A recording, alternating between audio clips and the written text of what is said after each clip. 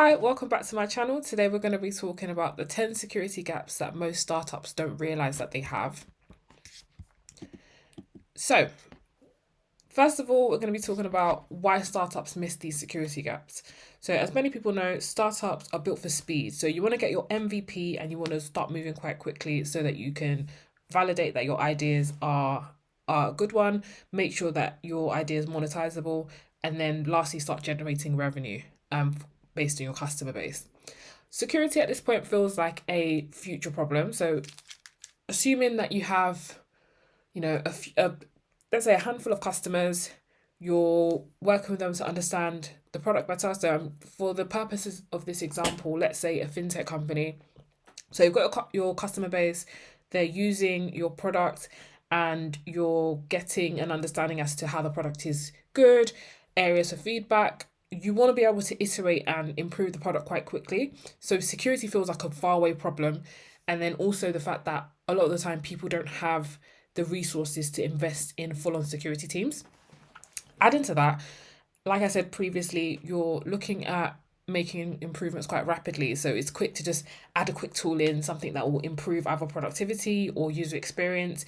That's the lens you're looking at things through. You're not thinking too much into the future in terms of security, and depending on your skill set, it might not even be something that is front of mind.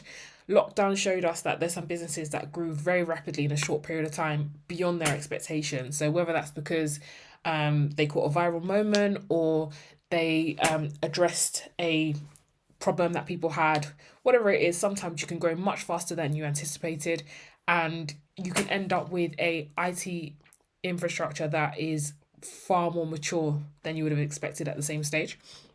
And then access is given for convenience. So in a small startup environment, it makes sense to grant access to various tools, sometimes at super user level. So for super user level, I'm talking about rather than giving someone like a basic user account, going ahead to give them a account that has a lot of privileges because of speed, because of convenience, because again, based on being a startup, you want to move quickly. And then lastly, gaps only becoming obvious under pressure. So by pressure, I'm going to give a couple of examples. So pressure could mean one, let's say you have an investor that is interested in investing in your company, and then you realize that, oh, actually, you're not quite meeting their security standards. Or alternatively, let's say you have an event where you have, let's say your website, your normal website capacity is about 10,000 users a month. All of a sudden in a month you have 1 million. That is bound to break something because you're not used to it.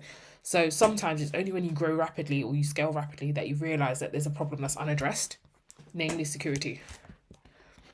Right, so I have classified this in terms of 10 startup security gaps. So I've identified this based on experience of the typical areas that are commonly neglected, the impact that they have on your people, tools, data, and vendors, addressing the fact that each gap represents a business risk. I'm going to delve into more examples as I move along. And then lastly, the goal isn't to be perfect. The goal is to establish a baseline. So by the end of this presentation, you'll have an understanding of, you'll have an understanding of how best to tackle your problems. You're going to have an idea of how. You're not necessarily going to do it now. You might, at the end of this, decide that, okay, these are the 10 areas that I've identified. These are my priority areas based on your business type or the stage of the life cycle that your business is at. And then slowly over time, you can say over the next 18 months, we're going to start with the most important and then move on. So it's not something that you're going to fix overnight. It's something that you're going to fix incrementally because we want this to be sustainable.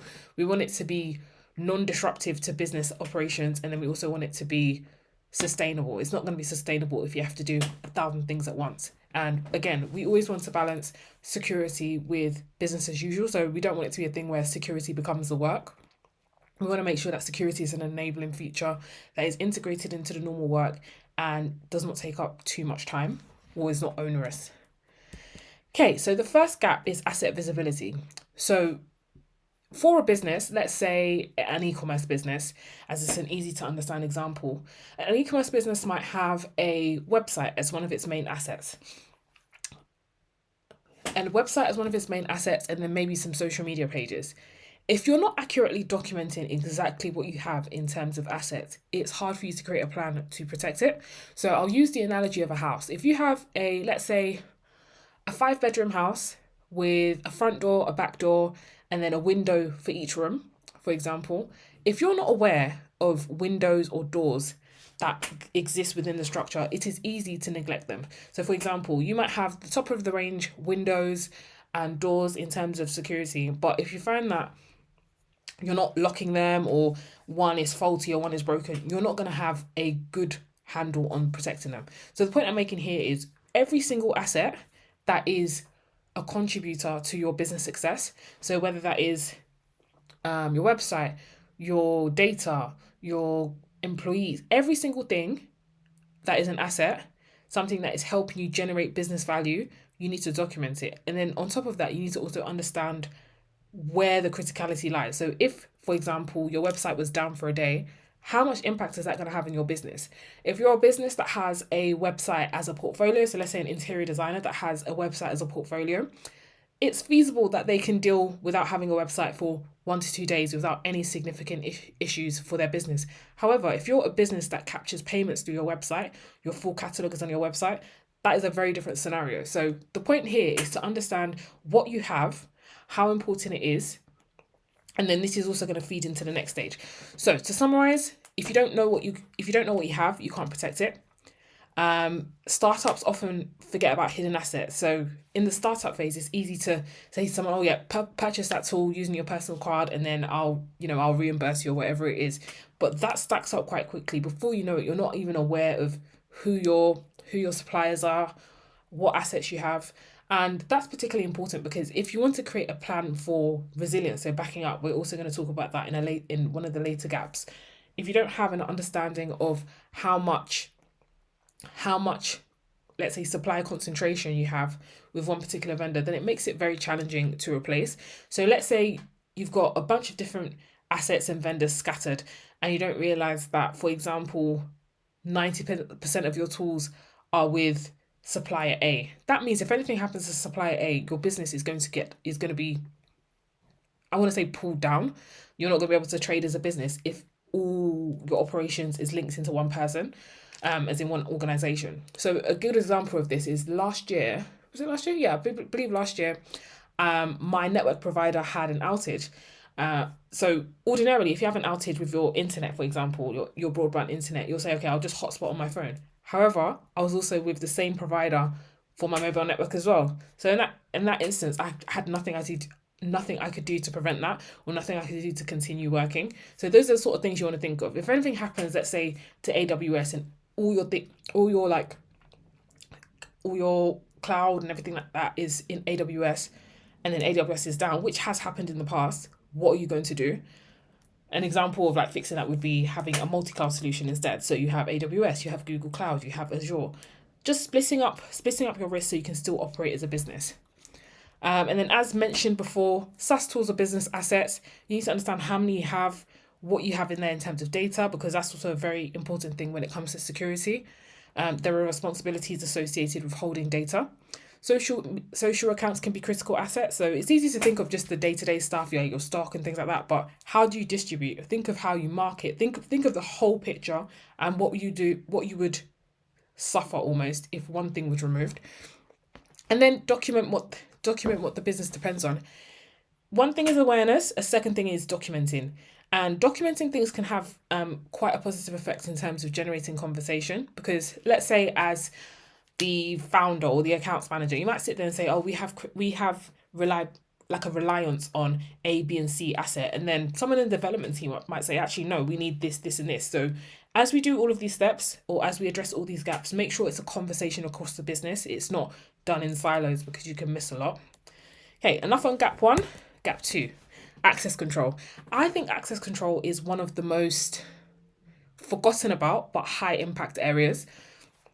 So as a startup, it's very easy to grant access too easily. So for example, something like payroll, you might say to the head of accounts and maybe the accounts assistant, there's access for approving expenses because it's easier, it's quick, but then you're not considering insider risk. So the risk of someone I'll explain it two ways. One, the risk of someone misusing the privileges they have, or two, someone hacking into their account, gaining access, and being able to do a lot of damage in a short period of time. And then admin rights that are rarely reviewed. So let's say you need to access a really sensitive database. So person A needs to access a really sensitive database to do their job, but they only need it for half a day, or they only need it for 30 minutes to get a piece of information and leave. A lot of the time we have what we call scope creep. So rather than giving just-in-time access, so like a temporary time-bound access to whatever database or whatever system on a one-off basis, just to allow someone to gain access to it, you grant it once and then leave it. But then if it's something that's not used often, chances are you don't go back to check with access revoked. Access control is super, super important. Moving on to old users. So people that have, let's say someone moves from finance to marketing. In finance, they needed access to the payroll system, the expense system, etc. Whereas in marketing, they only need access to like Photoshop and social media pages, etc. If there's no need for someone to have access to something, there's no benefit of giving it to them. You're only opening yourself up to risk. An example to illustrate that: imagine this same, did I say 6-bed house? Let's say this nice 6-bed house, and you give someone a key to 2 rooms because that's all they need. Those are the only rooms they need access to. So rather than giving them access to every single room, and then if they lose their set of keys, whoever finds it can get into every single room, you just give them a key that gives them access to the 2 rooms they need. That means they can use the rooms as they need to, and if there's any sort of like, let's say loss of keys to mean like data breach or something, the risk is limited to those few rooms. Think of it, I'll add another example. So let's say you have kids and you decide that they have a playroom and let's say a living room, which is 2 rooms. So they can play between those 2 rooms, they can get as messy as they want, but then the dining room, your bedroom, their bedrooms are all locked away. Those are out of bounds. That's what we're calling attack surface area. So if anything does happen, mess, as in flinging toys everywhere, crayons on walls, everything like that, you're only limited to those 2 rooms. So think of it in the same way. It's not because you don't trust people. It's more so in the case of an attack, limiting the level of damage that can be done, limiting the amount of resources you'll need to fix the problem. Okay, so then shared logins create accountability gaps. This is something that is a pet peeve of mine. So when there is an account that multiple people are using, it creates a massive problem. So again, we can use the example of insider risk versus attacker. So insider risk, someone could do something they're not supposed to do, and you're not going to have any way of checking and retraining the person that has made the mistake if you don't know who did it. Versus if there's a named account, you can go to the person directly and say, this is what was done, this is how to prevent it, this is how to improve it. In the same way, if there's an account that let's say 5 people are using and an attacker is also using it as well, there are 6 people that are supposed to be in there. So if between all of them, they're going ahead to use said account, if someone that isn't supposed to be using it is using it, you won't be able to tell because there's already a high level of activity. So let's say you have a monitoring tool in place. You're not going to know the difference between normal use and nefarious use because they're being used at the same time. So that's something to consider as well. And then the last thing I'll say is this is for everything. So this is for gaps that you identify. This is for fixes that needs to be done. Every single thing that needs to be done, assign an owner. If no one owns it, no one does it. If no one owns it, no one does it. That's almost a universal rule, especially in a startup where things are busy. So for that reason, every system, there needs to be an access owner. So who's responsible for making sure that only authorized people have access to it? Who's responsible for making sure that when people move across the business, so let's say the person that moves from finance to marketing, who's responsible for ensuring that each and every time access is revoked appropriately? And I've also skipped old users might still have access. As a startup, sometimes you have a lot of password-based access because it's practical at the time. Single sign-on takes... Let me not be biased. Single sign-on can take some time and some resources to implement. So sometimes you might decide, actually, let's just have password-based logins.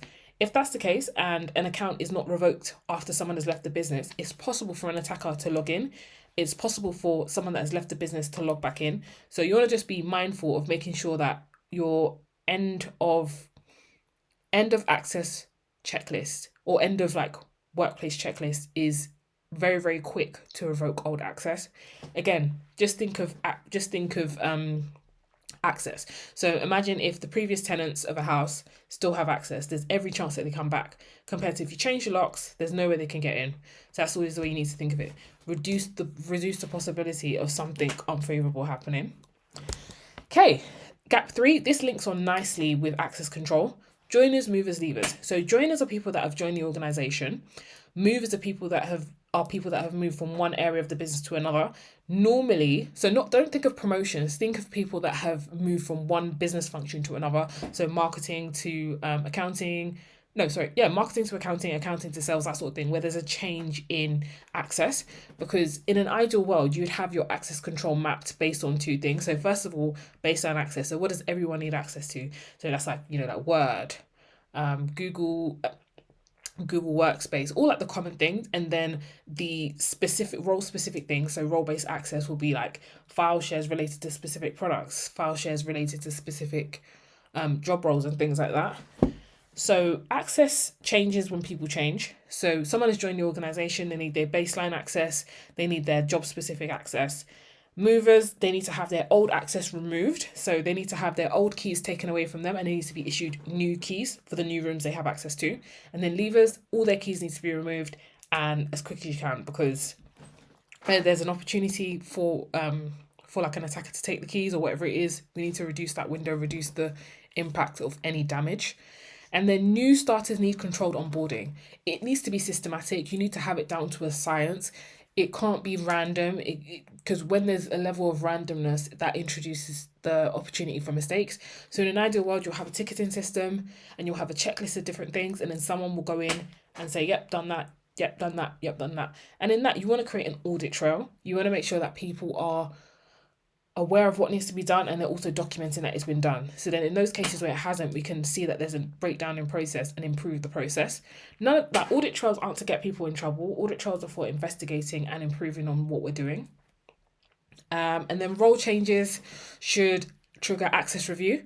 So if someone is going from one department to another, yes, they have their baseline access and then they have their role-based access. You need to assess every piece of role-based access and then remove the things they no longer need. It just represents an opportunity for a exploit to happen. So let's say whether it's insider risk or an attacker, that's the lens we need to view it from. If there's unnecessary access, we're just creating opportunities to be attacked. And that's also following the principle of least privilege. Give people the minimum amount of information they need and access they need to complete their jobs. We don't have any need. If there's no need for someone to have access to something, basically don't give it to them. That's always going to be my view. What else? Levers must be removed quickly. So we've discussed that before. Offboard them as quick as possible. So look at it this way. A lot of people leave on a Friday within a business. So if someone leaves on a Friday, let's say Friday at 5 p.m. and then you don't revoke their access till Monday, that's given Saturday, Sunday, and then early Monday morning for an attacker to do something if there's a vulnerability available to be exploited. So try and move as quick as possible. Speed is always the best way to do things. And then offboarding is a security control. So the reason it's a security control is because it reduces the surface area for damage. So whether that's an individual logging back in on their personal device, sometimes it's possible to access some company websites, especially a SaaS tool, from your home environment. So just making sure that offboarding is as quick as possible. So that includes equipment, so like like laptops, security passes, anything that could allow someone to misuse something. Get it back as soon as possible, even if it means them finishing a bit earlier on their last day. It's always better. Okay, security awareness. This is a very tricky subject because I feel like compared to everything else, it evolves so quickly. I'd say over the last 5-6 years, we have seen an increased sophistication in security attacks, especially based on people. So people need to know what danger looks like. So by that, I mean that we're past what we would have done 5, 6 years ago. We're past all that now. We need to have I think we need to have very personalized and very tailored security awareness training. People need to know what people's objectives are, how they could benefit from learning certain things. So, for example,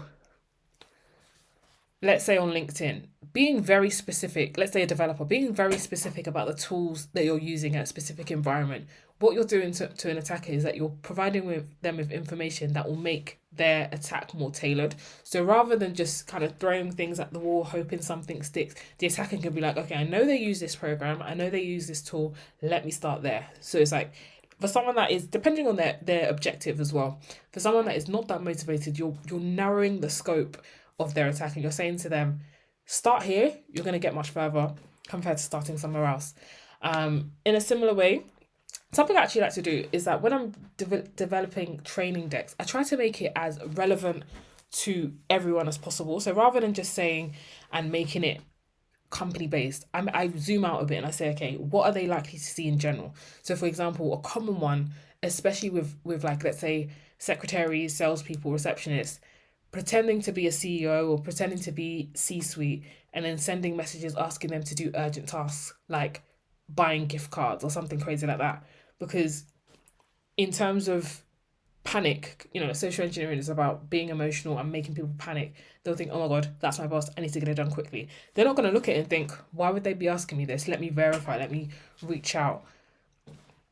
That's an example of making sure people know what danger looks like. In a similar way, if you're like buying a house or if you're doing anything with like a third party where you need to send banking details, change banking details, it's easy for them to send an email and say, you're overdue on a payment, send the next payment into this account. You'll think, oh my God, late payment, overdue, you'll panic and you'll do it straight away.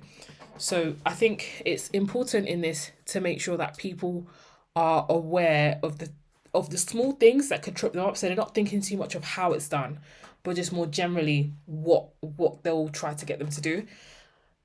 I'd say security awareness training is difficult, as I said, because it's evolving so much. But I think one of the strongest ways you can ensure that you're getting or making an impact is making it role based. So, for example, the training you'll give to the security team versus the sales team who might be people facing versus the C-suite who have different pressures. Always have a look at what their day-to-day activities look like, what's normal for them. So for example, a security analyst that doesn't have any people facing I guess needs as part of their job compared to someone in a sales team or someone in C-suite that they go to a lot of events, they meet people at events. It's easier to socially engineer someone like that because it's easy to build commonality. You can say, oh, I saw you went to this event because you posted it on LinkedIn. You can say, we had a conversation about X, Y, or Z. As human beings, the natural thing is to feel guilty that you didn't remember them and then engage with them. And then you just don't know how you might then go on to divulge information. I don't know how up to date people are with news, but romance scams are starting to overlap with social engineering for corporations. People are befriending people online or meeting people or kind of like creating opportunities to meet people that might have information that they're interested in. So you might think that you're at a networking event just sharing your work in a normal way. You might think you've met someone whether friendly or romantic and they can use the information you've provided either online or through your company website or whatever's going on, and they can use that as an opportunity to get close to you and end up stumbling upon information that is crucial for your organization. This is a very, very evolving area. So I think I provide workshops and create annual training on things like this because it's something that needs to be reviewed. It needs to be reviewed on an annual basis and it needs to be tailored each time. Phishing remains one of the major risks as well. Phishing related to whether it's like, for example, like your Netflix account saying that your card information is expired or your account is closed or whatever it is and you need to reset your password. There are so many clever ways of targeting individuals, whether at work or away from work. As previously mentioned, invoice fraud, saying that there's a change in the accounts. But yeah, security culture will always be a important part of everything because I always say it takes one click It takes one single click or one single slip up. And in this area, it's not about blaming people, it's not about making people panic, but just creating an environment where they feel comfortable to ask a second opinion. That's always my favorite, because sometimes when you look at something, especially after a long day of looking at 2 or 3 screens, it's easy to make a mistake and to slip up. But if you're to send it to someone else as a second opinion, even having that pause before taking a decision makes a very big difference. At the end of the day, we are humans, and that's probably why this is most effective in terms of like phishing, social engineering, because we're human. We're imperfect compared to like machines and computers. Okay, 5, data classification. So not all data carries the same risk. So similar to assets, there's going to be classification in terms of what is crucial to your business versus not. For data classification, it's got a heightened importance because I'll go for a few types of data. So, for example, data related to your employees, that's personally identifiable information. If that information is breached, in the UK, for example, you'd have to report that to the ICO. And other countries have similar things as well. If it was intellectual property, so let's say the strategy that your company is going to use to launch its next product, that is time-bound, sensitive information that can give you a competitive advantage. So again, it's important. You need to look at all the different types of information and make sure that you're ranking them. And the general rule is a higher classification of information requires like higher protection. So it's what we call our crown jewels. So imagine using the example of a house again, so crown jewels being like the safe that has like the passports, the birth certificates, the jewelry, the watches, the things that are of high value, compared to the kitchen where, you've got your pots and pans, unless you have like the super high-end stuff, it's relatively less in value compared to what will be in the safe because it needs extra protection. The safe is going to be upstairs, it's going to be hidden, it's going to be buried. Compared to the kitchen, things will be left out because it is almost like representing how like the level of information, the level or the value of information. This area is same as assets. There needs to be ownership and there needs to be management. So using the principles of GDPR, you want to make sure that the information you do have, you're retaining it appropriately. So you're keeping it for as long as you need to. If you realize that you no longer need something, disposing of it or archiving it safely. And then also making sure that someone is responsible. There's a named individual responsible. They're aware of their responsibilities, and you make sure that the controls match how serious the information is. So it doesn't make sense for you to protect an internal or something that you keep on your website. So like public information, there's no point using the same level of protection of like your payroll information, your company, like your employee data, like your dates of birth, your banking details, stuff like that. So make sure that it's proportionate to what you're protecting. And then lastly, making sure you don't collect more information than you need. So if you know that you can complete the business task with a smaller subset of information, always opt to do that. It's always going to be a better idea because it's almost like saying like if you don't create it, you can't lose it. So okay, next, risk tracking. Risk, for the purposes of this, I'm going to make this very simple. Risk is really, really complicated. But I think for foundational understanding, I'm going to keep it quite brief and quite simple. So risk is the likelihood of a bad thing happening. So walking down the road on a snowy day, the risk of you falling over is like a possibility of something terrible happening. Unwritten risks are hard to manage. So this is where the conversational piece comes in. So as the founder or as like the CTO, you might have some views in terms of what your risks are. But then as you talk to different people across the business, so for example, you might talk to someone in finance or someone on marketing, and they might inform you of actually, this is what you think your risks are, but actually it's broader than that. So this needs to be a collaborative exercise, as most things should be, making sure that you're periodically looking at things. So let's say, for example, trying to think of a neutral example. Let's say you're an airline and fuel prices have gone up. There's a risk that the cost or the expense of running each flight may go up, as an example. So making sure that you're looking into the future. And then as time goes on, you might, like let's say the time period you're talking about passes, you might say, okay, that's no longer a risk. The idea here is to create a risk register that is relevant and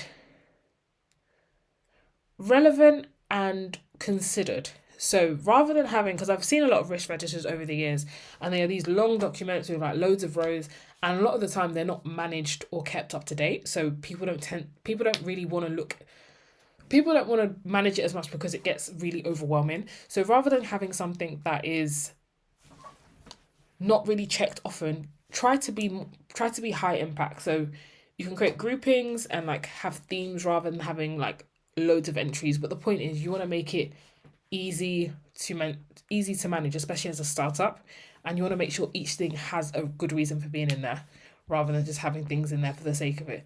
If on average, I'd say if something goes in a risk register, you need to have a plan for how you're going to manage it. So let's start again. Starting with there's a possibility something bad happens. You look at likelihood. So how possible is it?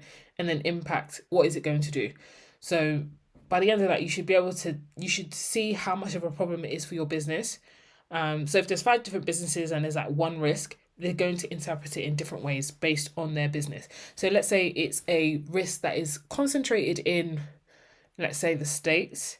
There's going to be an impact if it happens in the UK, but most of the impact is going to be in the States. You should have a different level of likelihood and impact compared to someone that is based in the States, for example. Or let's say a company that you use for like a lot of things is they've said they're likely to close. Let's say company A has 90% of their technology stack in that company. They're going to have a higher impact compared to you that has 10% of your technology stack held with that company. As an example, the point is here is that you need to be quite personalized, and as always, every risk needs to have an owner.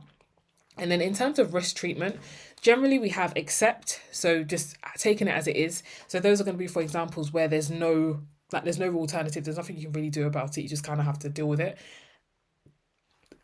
Treat or mitigate, those are the risks that you can create some actions, so you create a plan in order to reduce the impact of it. Then there's transfer, which is, let's say, paying for insurance for someone else to take that on. And then there's also avoid. So let's say you have a choice, there's going to be a risk if you engage with a certain vendor, you can say, okay, I'm just going to avoid that altogether, as an example. Sorry, just to go back here, risk is, like I said before, very, very complicated, but we just want, at this point, a simple way as a startup. So having awareness, having a list of relevant risks that have had their impacts and likelihoods calculated on a simple level. Incident tracking. So an incident is where something unfavorable happens. It could be something that actually happened, or it could be a near miss. So for example, let's say on a building site, someone almost slipped over and injured themselves, for example. Every single incident matters. Like I said, whether it's a near miss or whether it's an actual confirmed incident. And the reason for that is that incidents represent an opportunity to improve. The cultural piece in this is very, very important, because in some companies there are blame cultures, and where there's blame cultures, people tend to hide things or to avoid coming forward and saying what happened. So I'm just going to run through a few things. Repeated issues reveal weak control. So if in like a 1 month period something has happened 5, 6, 7 times, to me that always represents a process failure. There's something that is just not working. And it's similar to the concept of desirability paths. You can design an ideal path that is scenic, pretty, whatever it is, but if it inconveniences a human being, they're going to pick an alternative route. So it's about talking to people and understanding, okay, this has happened this many times.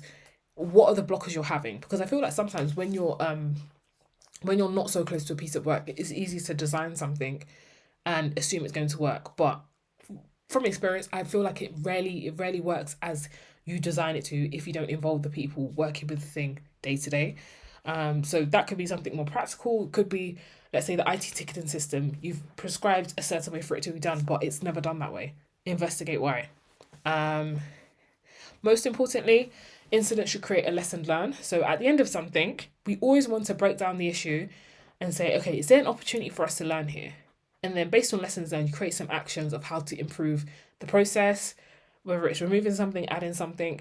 This, again, should be collaborative. We want to make sure that anything that happens to us that's negative, we are learning from it to make sure that they don't happen again.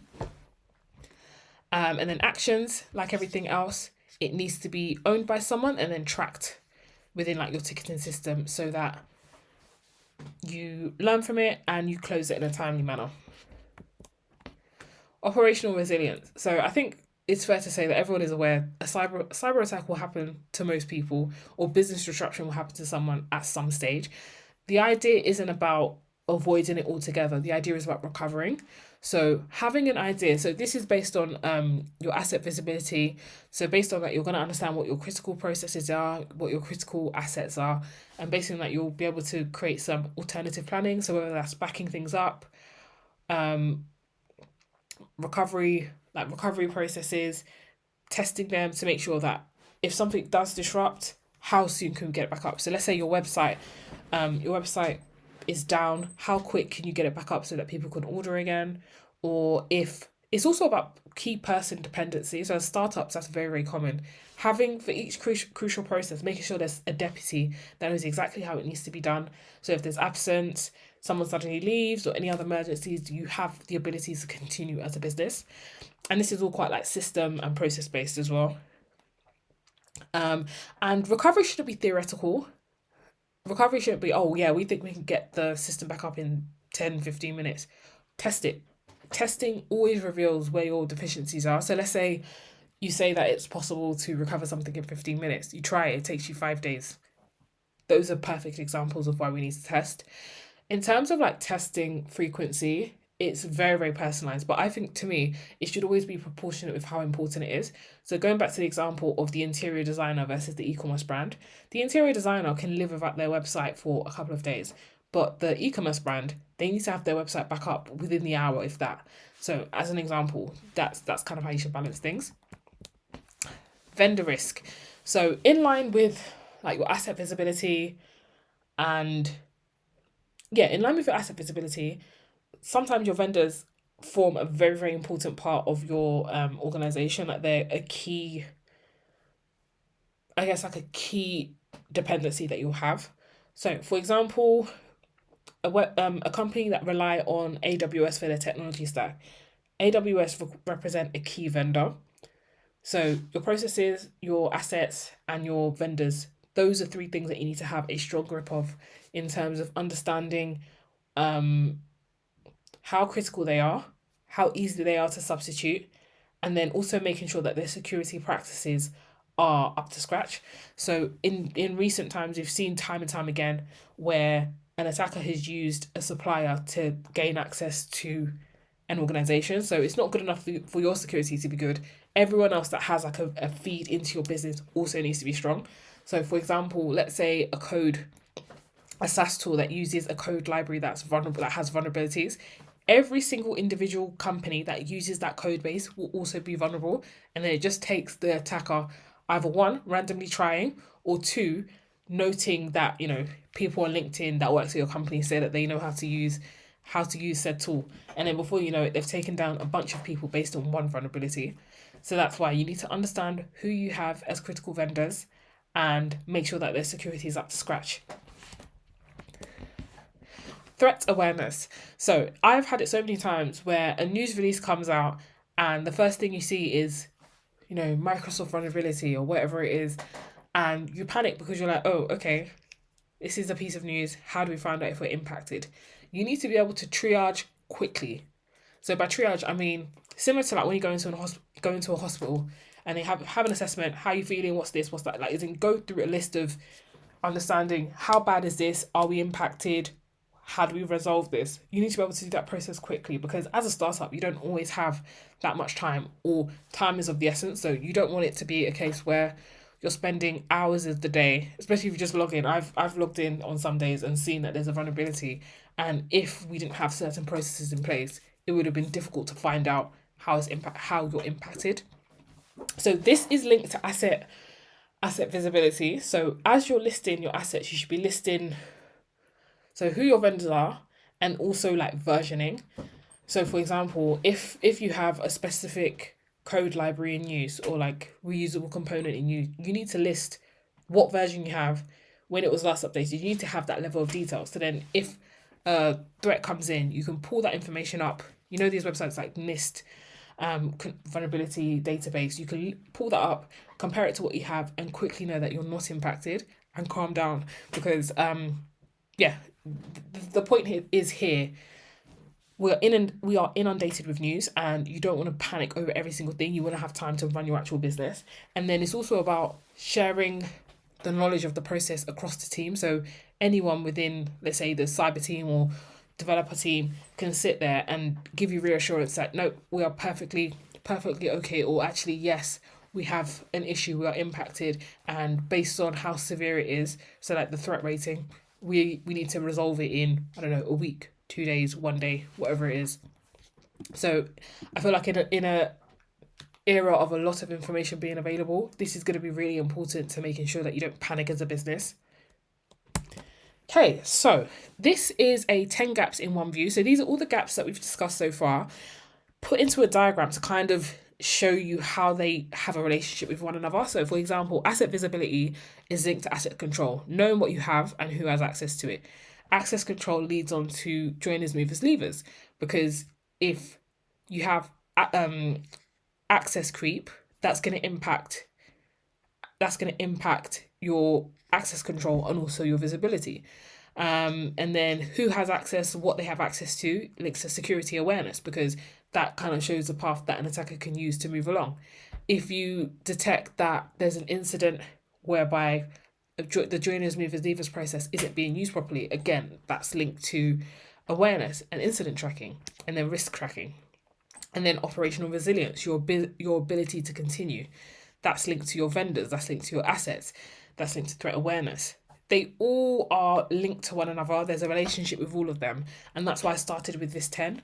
10 sounds excessive, but I feel like across all of these are what you need to focus on as any business one, but as a startup. Like, have all these items on your radar, have all of these items that will then go on to make a security roadmap. And I feel like with these, even on a basic level, these will take you far in securing your organization. So, how do you fix this? I have created a startup security system. So there are 4 different products. I'm going to talk through each of them and say who each of them are for. We have the startup security toolkit. So this is best for someone that is just starting out. They know that security needs to be addressed at some stage, but they haven't got the capacity to do everything at once, and they don't have the capacity to have a team. So that's who this is for. It's a DIY self-paced course, so I've got a bunch of spreadsheets that you can work through.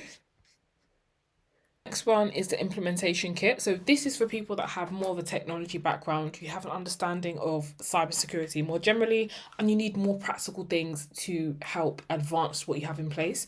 So this is still relatively self-paced, you can do it at your own pace, but then you have a lot more guidance in terms of how to implement across the different 10 areas. And then security readiness audit. So if you want someone to come in and have a look at everything you have going on, so I can come in, I can look at what you have going on and give you specific things to address.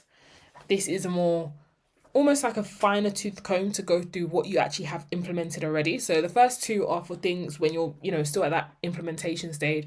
The third is more of, I've done X amount, I want you to come have a look. So I can come in, have a look at what you have, and then give you a improvement plan. So you'll have something very specific and very tailored to go through and improve everything you have. Then the fractional security advisor. So this is for people that don't have the budget to have someone in full time. So it's almost like a virtual service, or it can be in person depending on what you prefer, coming in and giving you advice on specific things. So this is like building out your maturity, making sure that everything is everything is as you'd hope. Let's say you have something specific coming up, helping you prepare for that, or if you have a specific area you want to improve. This helps with like the cultural change piece as well, because these are normally workshop based. So giving more depth on the layer 1 startup security toolkit. So this is best for like a DIY founder. You have a bunch of things you're actively working on and you want to slowly work through things. You can carry it out in any order you wish. So based on what your priorities are, you might say, actually, I want to start with access control and then work my way down. It's not as prescriptive. You can complete the 10 modules at your pace. There's some practical worksheets in there, and there are also some exemplars, so you have something to compare it to. And then layer 2, so this is the startup security implementation kit. So it's giving you a lot of guidance as you're implementing this, and it's very, very practical.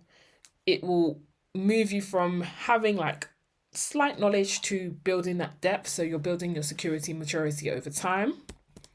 3, security audit readiness. So this is before like client or investor pressure arrives.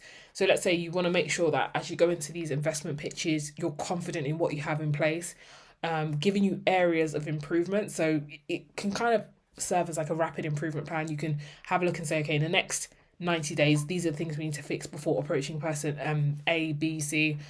It will just give you that extra confidence that, yeah, we're on the right track, or no, we need to improve these things before we go ahead. As a first impression is everything. And then the fractional advisor. So this is for like growing startups. You want to be given advice on specific things. I can come in at several points in the year and give you specific advice on specific things. And lastly, I just want to like conclude by saying that this is about building slowly. So start off with getting an understanding of your whole estate and then build slowly from there. This is not a one and done. This is something to build slowly over time. Thanks for listening. This is the first of a series of webinars that will come. So identifying specific issues and within startups and other types of organizations, and providing you with the opportunity to contact me and book me for any services that you're interested in. But I'm going to include all the information in the description bar for you to either purchase or inquire. I have office hours, so feel free to get in contact. Thank you.